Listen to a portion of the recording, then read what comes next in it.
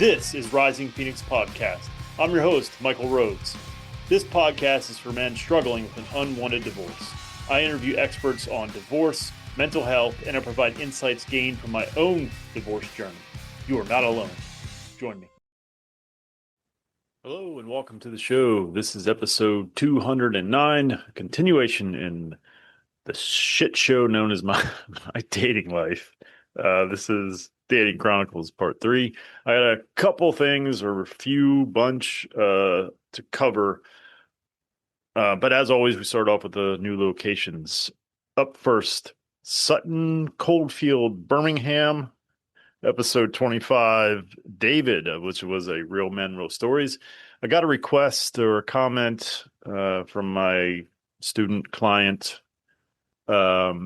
And he said, man, I really enjoyed those. It's been a while since you had one. It has been. I did have someone reach out and express interest. I just haven't had a chance to really converse with them. So there may be one coming soon. Next up. Oh boy. Okay. Ray Holt, which you might say, well, why is that? There's a little fucking circle above the A. I assume, again, this is Sweden. Ray Holt. Ackershush. You listened to episode 177, What the Future Holds. That was a solo one. Next up, Westlake Village, California. You listened to episode 6, Modern Dating is Broken? ? Sure the fuck is. And last but not least, Gardendale, Alabama. You listened to episode 76, which was Fixing Our Flaws series. That one covered self-esteem with the author John Sonmez. I reached back out to him at one point and he just didn't respond. So I guess that wasn't his thing. One more thing that I want to cover around this stuff, sort of, kind of. I got some fan mail, which is weird to say and also very much appreciated and very cool, if I'm being honest. You sent this back in December 23rd, so apologies I didn't get to it sooner. It says, you're from San Antonio, Texas. It says, your show really helped me early on during the separation. Just wanted to say thank you for what you do. I'm a former Navy SEAL. Holy fucking shit. Divorced now 6 months, separated over a year now. It was devastating. I am self-publishing a book I'm releasing next year. Would love to share my experience to help others. Yeah, man. Real Men, Real Stories. S like you would be a perfect fit for that. So reach out. The podcast email is risingphoenixpodcast2020@gmail.com. Sadly, the people that have the Rising Phoenix Podcast Gmail email will not give it up. Even though they're not doing a show. They stopped doing their show. By the way, my show was out first. And they stopped doing their show. And I reached out and said, hey, would you be willing to give up the email? And they were like, well, yeah, but, not for free. I'm like, I'd maybe give you $20, but I'm not paying for fucking Gmail. Anyway, a couple other things I want to cover. The Discord server. I have been working on an all-encompassing bot. So there's a bunch of different bots in there, or there were. Now they're all gone. And I built this monster bot, and it did so many different things. Obviously, I don't know if it's obvious, but it had many courses on things like shame and emotional regulation and all these kinds of different things. And there was also a journey check-in quiz that you would take this quiz. I think it was 10 questions, and it would assign you a role. And then based on that role, you would see different courses, different channels within the Discord server. It monitored certain words, and if there was any kind of words like, I'm feeling very anxious. If it's seen anxious, it would send you a DM, or it will send you a DM. I'm talking about this stuff like in past tense. It will send you a DM with like, here's a breathing exercise you could try, or here's an episode you could listen to. Just a all-encompassing tool to help any of you out there get through this. And I built it, and then I also wanted to have like different. It would message people at different times, like, hey, we haven't seen you in a while. Thanks for contributing, but don't, feel free to jump back in to here's the meetings or whatever, all the nuance to it was. and I'm doing it through AI, obviously, and it fucking, I guess, kind of spammed some folks. Sorry about that, Discord members. And they shut it down. They have recently, it took forever because of the holidays. They've recently reactivated or whatever, but I'm taking my time to redeploy it because I don't want the same fucking thing to happen. So anyway, those of you in the Discord server, you haven't seen your daily check-ins, you haven't seen a lot of shit lately, and I sincerely apologize. I just got, I think it was Friday, they sent the email that, hey, um, we understand what you're saying. Don't let it happen again, but it's now free to use, or you can use it again or whatever. But I just have to. I removed it from the server because I didn't want it to keep happening. So I got to take a look at it and make sure it doesn't do that shit again. So another thing. So I am really, if you watch this show on YouTube, I'm really fucking bad about putting episodes out on YouTube in a timely manner. I am sorry. Um, Maybe as this new year progresses, I'll hire someone to do that for me. I just always fucking forget for a variety of reasons. One is when I upload to Buzzsprout, I don't have to put the intro and outro. It's automatically loaded into Buzzsprout's system, so I don't have to fuck with that, which is awesome. YouTube, I do.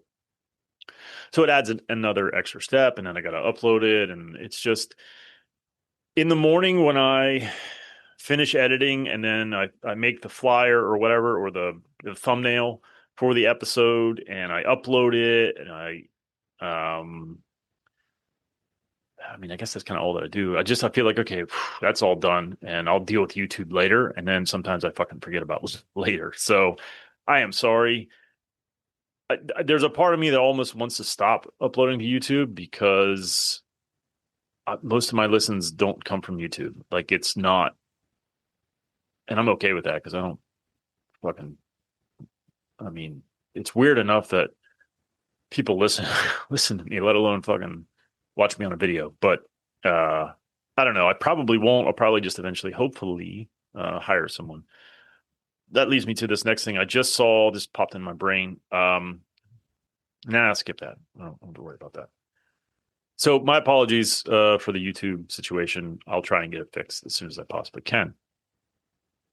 I think there was one other thing I wanted to touch on, and I'm really going to start focusing on in this new year, trying to coach more. I've really enjoyed it with my current guy. It's going pretty well. I've really enjoyed the process of coaching and using AI to do that, using bots to do that, well, with myself included. And so I have a program that I've put together.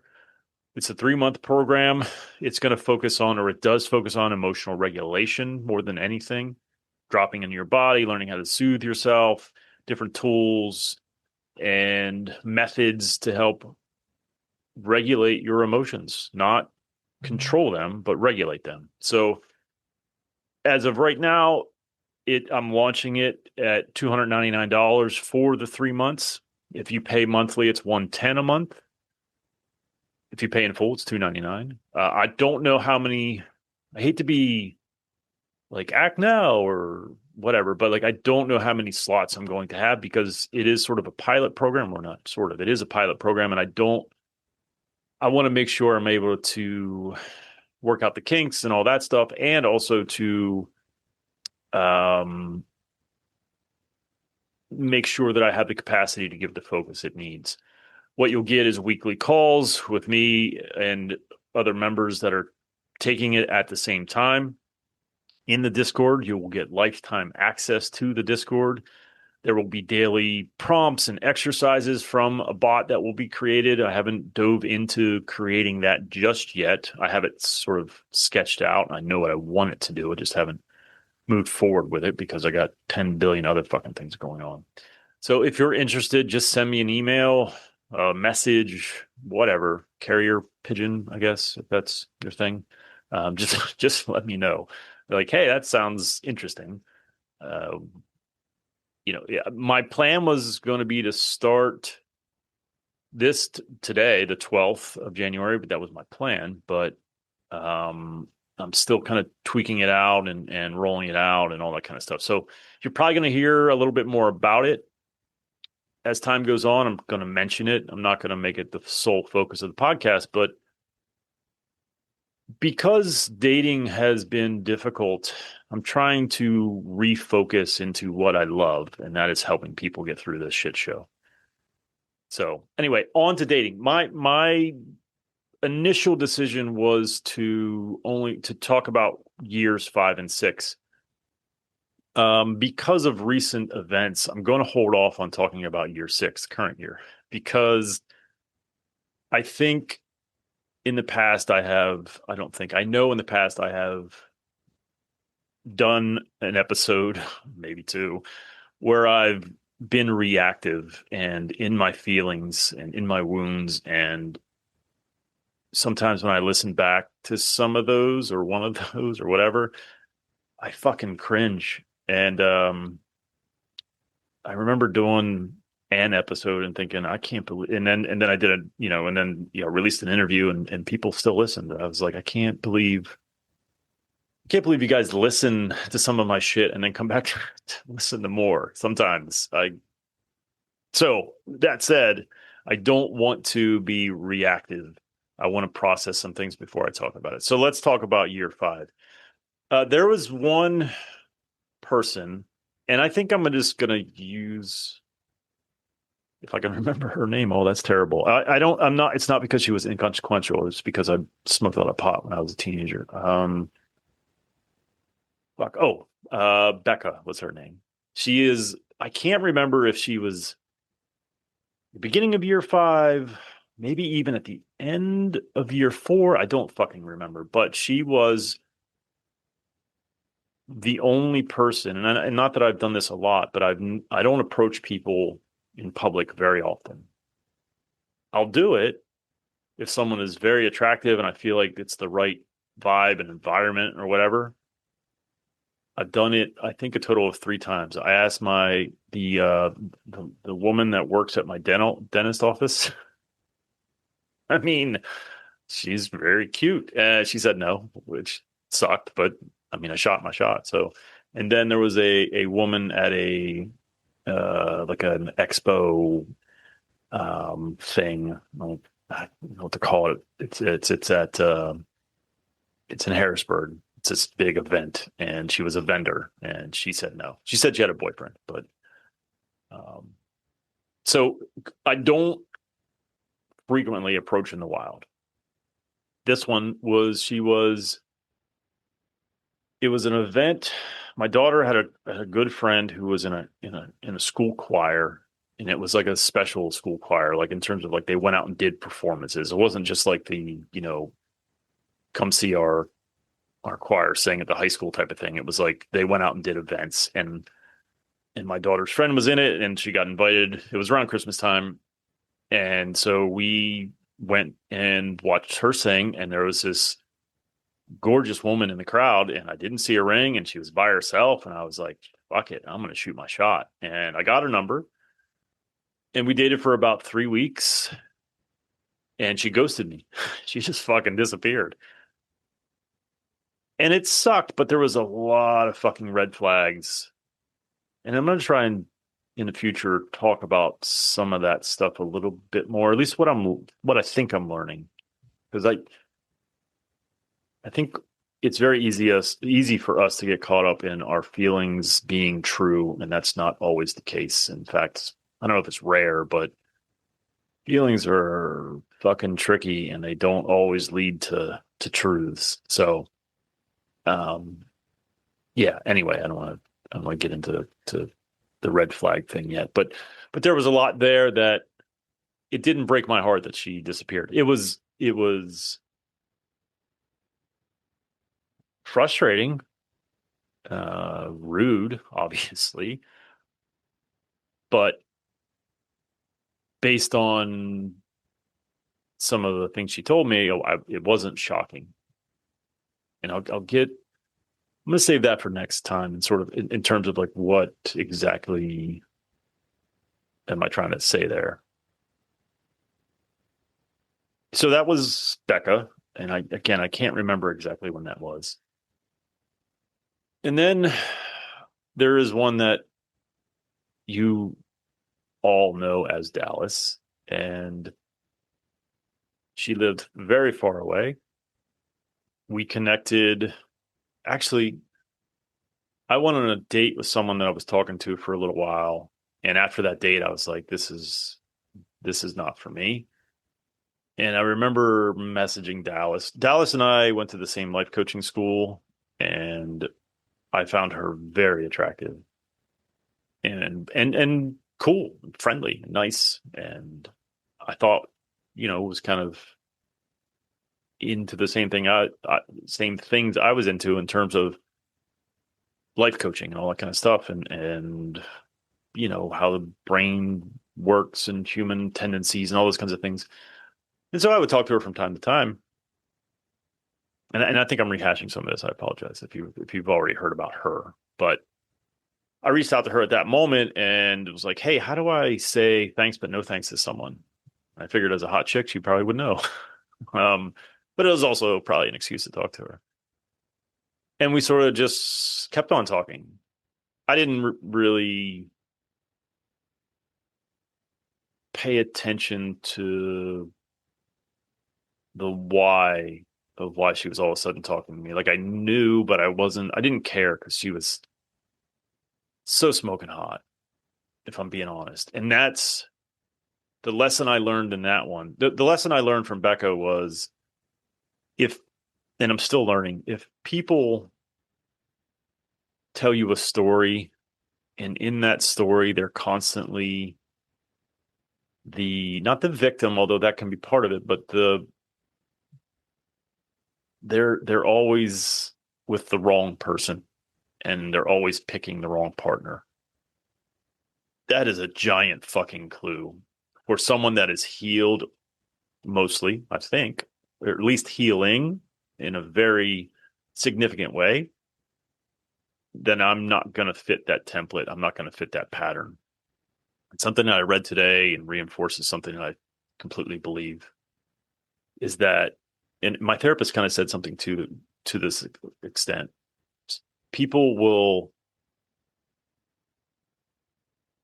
set aside safety for familiarity. So if you come across a woman who had an abusive father or a father that cheated or was just a piece of shit, as far as I can tell, and again, I'm trying to be in my truth here, or what I see as true. At the very least, ask a lot of questions and find out if they've done any work on themselves. Because if they haven't, then if you have, then you're going to be eventually rejected because you don't fit that pattern. And childhood patterns, unless they're wanted to be broken, will never be broken. Sorry, you have to want to. And I'm not sure how many folks out there want to truly. So anyway, so that's what I learned from Becca. And then Dallas was a reinforcement of that in a way. Well, not a reinforcement, but well, I don't think I really kind of came to that conclusion until kind of recently-ish. I think I alluded to it a little bit in that, you know, if if you are doing the work and that smacks up against their experiences in life, then they're going to reject you. But I don't know how. I started to try and get more specific. Now, listen, here's the thing. All of these are rejections. And I'm trying to find a way to see these rejections as not rejections, but as learning experiences, as not confirmation that I'm the problem. Not that I'm delusional, not that I'm narcissistic and think that I have no issues. That's nonsense. We all have issues. I sure as fuck had to have issues. But I don't want the narrative to be that it's my fault. All this is my fault. I'm just a piece of shit. That no one wants me. because I'm worthless, because I have no worth, because there is a little boy inside me who lived those feelings. And those feelings are familiar. Those feelings are a pattern. But I said, fuck that, and decided to break them. Not that I don't ever feel that way. I don't think you go through life with childhood experiences that give you templates and patterns and never repeat them.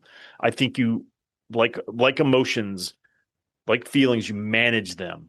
You go, okay, I'm feeling something. What is it? Do I want to feel this way? How do I change this? It's all very, very, very, very fucking hard things to do, but they're possible. And most people don't want to do them.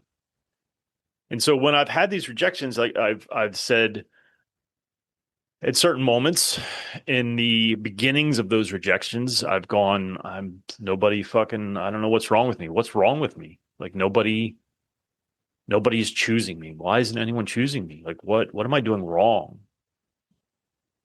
And then there's the part of me that's trying to protect me, right?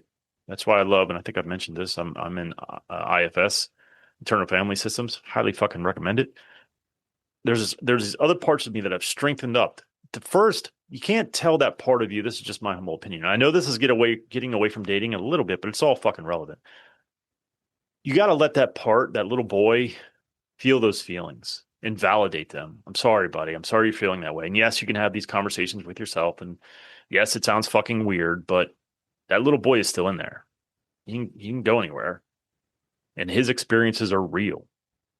And if you look at IFS, it really kind of talks about like that part is stuck at those ages. Like it's when it has very traumatic things, it gets stuck in it and it lives in that time period within you. And it's always looking through the lens of it's that age, it's that time period, and it's vigilant to avoid those painful things. And so my little fella is very vigilant. And I don't want to tell him to shut the fuck up. I don't want to tell that part of me. And you don't have to look at it as a little boy. That's fine. But it's a separate part of you. You don't want to tell that part shut the fuck up. You don't want to tell that part to that it doesn't exist or to just ignore it. That doesn't help. So, and I've talked about this many times, embrace and reframe. So I listen to that part and I try to soothe that part and I try to tell him that it's not his fault, that he just hasn't found someone that is also willing to do the deep work. And that makes sense if you think about it, because I'm 48 years old. I'm dealing with 40-year-olds and in some cases, 50-year-olds, and they're single for reasons. Now, I don't know. There's a lot of nuance to that. There's a lot of uh, details to that, and I don't know all of them. But unless it was a widow type situation or they really focused on their career, if they're a divorced person in these age times and these age brackets, it's for a reason. And unless that divorce pushed them, propelled them into really doing some deep introspection, then when you come across them and you're not going to fit their patterns. If they had an abusive father, you're not going to fit that pattern. If they had an abusive ex-husband, you're not going to fit that pattern. And so, is that delusional? Is that nonsense? I don't think it is. Do I think that all women or all people are damaged? No, a whole fucking lot of us are. Do I think that all people are able to be healthy? Absolutely. I wouldn't be here otherwise. I wouldn't be talking about these things. So that was Dallas, and um I wish I would have not talked about that one so soon. I did feel used by her. She was going through kind of a breakup, and I was a life preserver in a way, and I think that was very shitty of her. She did reach out after that episode. I think I said this, and then I sort of tried to walk it back and whatnot because I thought maybe she would listen again. Because here's the thing, and this is my introspection. because she was so fucking hot, and when I would show her picture to people and they would be like, whoa, that made my fucking ego go through the fucking roof. And that's something I got to look at because I'm attaching at least some of my value to the beauty of my partner. I want other people to see my partner and be like, "Holy shit, dude, look at you. Good for you." Because that's a self-esteem thing. So I got to look at that. I got to continue to look at myself and grow. Now, that doesn't mean that I'm going to pick a troll, but it does mean that maybe I have to look beyond completely, not completely, but at least somewhat beyond what a person looks like. Attraction has to be there. I can't change that. That's going to be true, but that's not the be all end all. I have to start, and I probably said this a year ago, so I'm still doing the work clearly. I have to stop looking purely at physical attraction, and that's like the work is like we say, the work is it's challenging, it's tough, it's difficult, it's hard. If it's easy, easier said than done. If it was easy, everybody would do it. All those kinds of things are true, but that doesn't mean they're impossible. So I'm gonna I think end here for a few reasons. One, it's 8:02 p.m. on January 12th. And if you're watching this on YouTube, if I put it out in a timely manner, you can see I'm wearing my Jalen Warren jersey that I got at the Steelers game last week. And so it is Monday Night Football in 13 minutes, Steelers and Texans. And so I got to go watch that. Go Steelers. And I will be back next week with the final chapter, at least the current final chapter. I guess I'll leave you with this. I don't have a lot of expectation that I'm going to find someone like I'm describing. I don't for a lot of reasons, but the reason I'm not diving into year 6 is because I want to. There's the last 3 months have been pretty fucked up. I don't know if that's the right word, but it's been challenging maybe, and I'm in some emotions and in some feelings, and I want to sit with those, and I want to process those, and I want to make sure that what I'm feeling lines up with truth. And I don't know that that's the case right now. And so I don't want to put anything out there that's not true, or at least true to the best of my ability. So I will be back with that in a week, I think. If not, you'll get an interview. I think I have some. I said this before. I think I have some that are worthy, but I am recording some more very, very soon. So more is coming. You're going to hear more about the coaching a little bit. And I'm going to try to keep putting out things that are helpful. And I guess I said I'd wrap up. I didn't kind of talk about what did I learn. I think I kind of said it, but I'll finish up with this. What did I learn with Dallas? Is something I'm still learning is that, yes, there needs to be an attraction, but if there isn't active work on trying to break patterns, if there are patterns, and more than likely, again, if they're single at this point in their lives, there are patterns. If they're not actively working to break those patterns, then I owe it to myself to not move forward with it, because it is hard to go through rejection after rejection after rejection and not have it feel like, you talk about feelings not being true. It feels like at moments I'm the problem. What is wrong with me? It's been 6 years.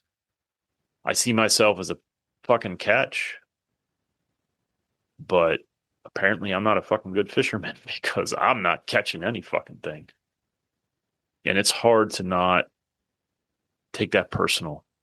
I take a lot of things personal in life, but I also think that's a strength because that makes me give a fuck and makes me care. I love that I have feelings. I love that I have emotions and capacity to feel things, but that makes life challenging. I wouldn't have it any other way, truly, but it presents challenges that are difficult. And as a man, who is learning how to deal with those emotions and express them and process them, it's hard. So until next time, take care of yourselves and take care of each other. Thank you so much for watching and or listening. If you are feeling alone on this journey, please join our Discord server. Becoming a Phoenix is not a solitary act. It is one achieved through community. Our Discord server is just that, a community of men fighting to survive, thrive, and rise from their divorce. Go to risingphoenixpodcast.com/Discord for information on how to join and what is contained in our Discord server. Please join us.